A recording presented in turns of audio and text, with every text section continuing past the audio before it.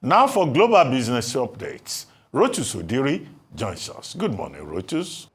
Good morning, Dr. Abati. Good morning, Sheiton. Good morning, Rufai. Good morning to all our viewers. It's Friday. It is Friday. It is Friday. We kick off with oil prices. Brent crude ending the week at 73.03. Now, basically, 3 basis points to the good. For West Texas Intermediate, $69.09 a barrel, 54 basis points to the good. However, going back to Monday, when Brent crude started off about $74, it's down about 1.76%. West Texas Intermediate was about 70. That's down about 2.76 for this particular week ending today. But again, it's been mostly about the geopolitical stuff, but also OPEC as well. So let's get to OPEC.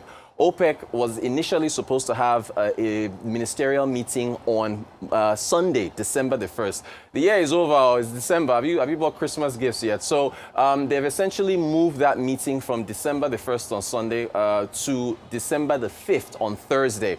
There is apparently a Gulf meeting taking place in Kuwait. So a number of the ministers are going to be attending that. Again, we expect that OPEC will pull back on adding more barrels to the market when they decide to meet on December the 5th. So we'll see what happens there. Let's get to the Asian markets. It's a mixed bag. You'll see that it's only the Shanghai Composite Index that's in the green zone this morning. Early Asia trading up by 81 basis points. The Kospi in Korea down by almost 2%, 1.99%. We did get industrial figures coming out of South Korea early this morning. There was a decline of 0.3% this month, also in the prior month. So 2 consecutive declines in industrial production on a month-on-month basis. Year-on-year, though, coming in at about 2.3%. So that was down. You see the Hang Seng in Hong Kong, also in the red zone, as is the Nikkei 225 in Japan. I think the Hang Seng is down by about 6 basis points. The Nikkei 225 down by 39 basis points. So for the Nikkei 225, we got inflation figures from Tokyo. There's also CPI numbers that come out from Tokyo, which is supposed to give a lay of the land for the rest of Japan. That did come in actually higher than expected. I think 2.3% versus 2.1%, what the markets were expecting. And in terms of, markets don't like higher inflation because it impacts on the profit margins of the businesses that are listed on that particular exchange. Let's get to Bitcoin. This was just a fun thing to do. I noticed that there were, I go back and forth with crypto enthusiasts online. So there was this account, really big account, got like 1.5 or 1.6 million followers, decided to chart Bitcoin's Thanksgiving Day price going back to 2010.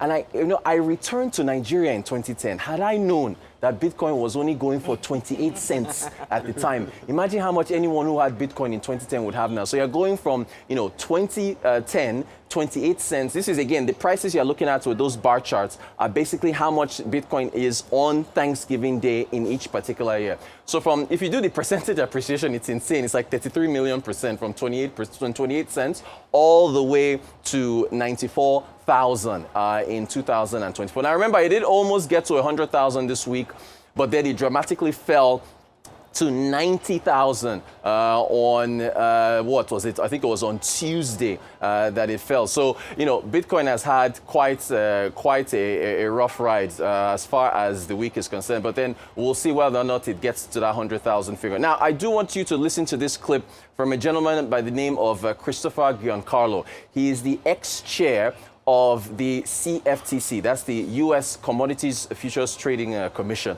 And he is being rumored to be the next, well, that's if the position comes to life, crypto czar. So the White House is floating the idea of a specific crypto position, maybe somebody who's going to be in charge of policy or whatever. But again, you have the SEC already, right? So why do you need that? But anyway, listen to him talking about whether U.S. states should hold cryptocurrencies on their balance sheets. So take a listen. Yeah, one of the states that are thinking about putting Bitcoin on their balance sheet. What do you make about states putting Bitcoin on their balance sheet? I think it makes a lot of sense. I think it makes a lot of sense. So Trump proposed a Bitcoin stockpile, as you know, not a reserve, but a stockpile. It's a subtle difference. Okay. Countries have been stockpiling commodities since the dawn of time. We stockpile oil. We used to stockpile gold. China stockpiles rebar and copper and soybeans. Countries stockpile precious commodities as the world's first digital commodity. Do they have the financial wherewithal, though, to manage that on a balance sheet? I'd have to look into Pennsylvania's wherewithal, but I do think it makes sense. I think it makes sense for the United States. I think it's a very forward-looking idea. You know, are you worried that the speculation in the coin has outpaced the technology of the blockchain? Because the blockchain is the transformational technology, right? The coin is the facilitator. It's like the juice that goes through the system, but you need a system. The system, I still haven't bought a slice of pizza with Bitcoin yet, or I don't know any. I mean, what's going on? Charlie, you and I are the same vintage. We're old enough to remember the dot-com bubble. And in the dot-com bubble, prices got ahead of the underlying technology. It wasn't that people didn't want to engage in e-commerce. They didn't want to do it using dial-up modems, and they didn't want to do it putting their credit card information to a dodgy website. It took the arrival of 4G and 5G technology, took the arrival of PayPal and other utilities, took the arrival of Amazon delivery to make e-commerce a reality. The price always gets ahead of the underlying technology, but then the underlying technology catches up. All right, so don't be surprised if you hear that Christopher Giancarlo has been appointed as the new crypto czar. We'll see what happens. All that is still up in the air. We're still on technology. Mark Zuckerberg apparently met with Donald Trump at Mar-a-Lago yesterday. So look, if you remember, at one point, the relationship between these two men has been strained. Remember that Zuckerberg, and I think it was a pretty smart thing to do, he decided not to endorse anybody for president in this particular election cycle.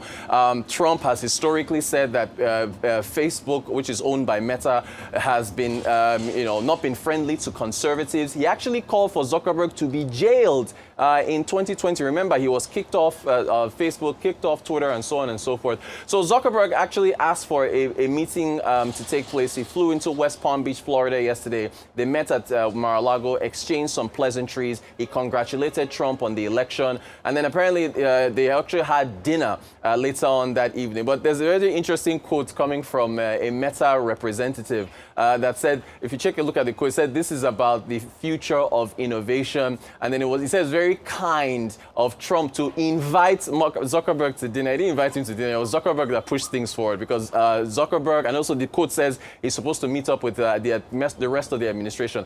Mark Zuckerberg knows that this administration could be very aggressive with respect to his business. So he basically went to kiss the ring, basically went to try and smooth things over, congratulated Trump, and then hopefully things will be okay going forward. So, that's pretty much just how it goes. Still on tech, reported on this back on November the 7th, when the news first broke, that Australia was looking to ban under 16s from social media. So it's not just Nigeria that had some very interesting bills, and we'll get to Nigeria in the Senate. It also in Australia. So it passed the Senate yesterday, and it is now law. So essentially, platforms like Mark Zuckerberg's Meta, like Facebook, Instagram, X, and the likes, will basically, and I don't know how they're going to do this, but they're basically supposed to, stop teenagers under the age of 16 from getting on the platform. If they do not comply,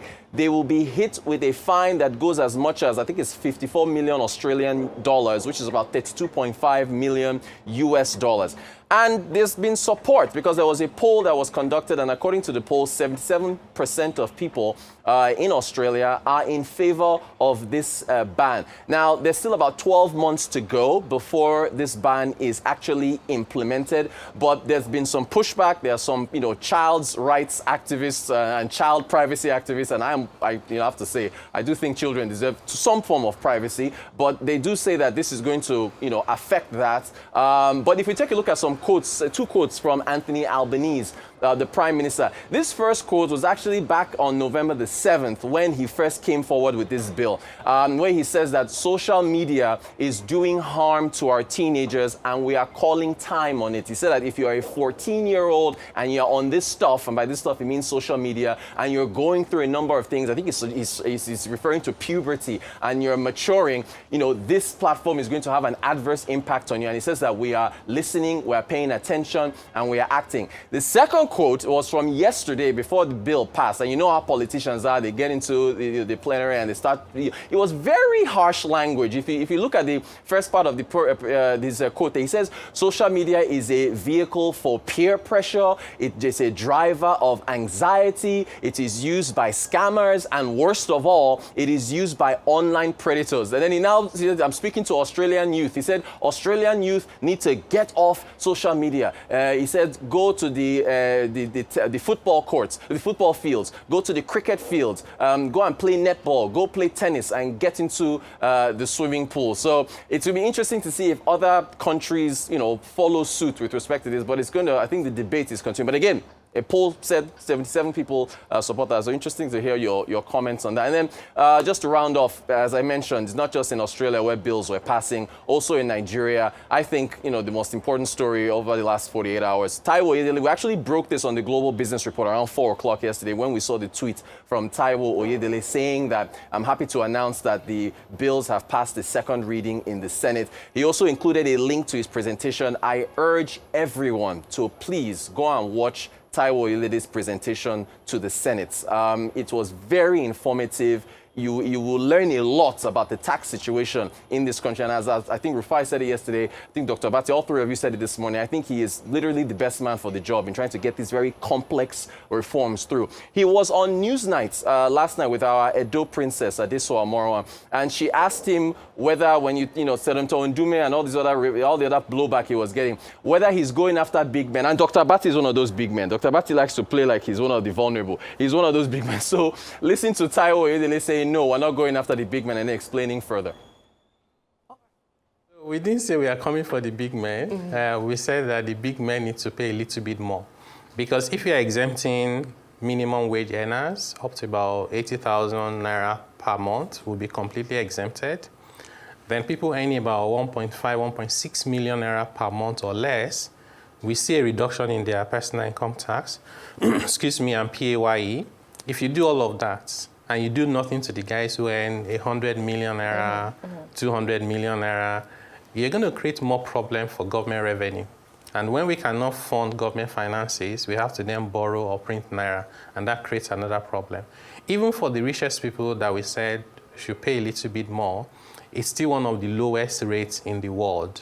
If you are paying 25%, personal income tax rates after earning about 100 million naira per month, you shouldn't complain, because if you were in the US or UK or even South Africa or Kenya, you'll be paying around 40%. So we're not coming for anyone. And for even big businesses, we are cutting their company income tax rate from 30% to 25%. That's significant. Well, thank you, Rochus. As it were, no space for any commentary or analysis. A reduction encounter this morning.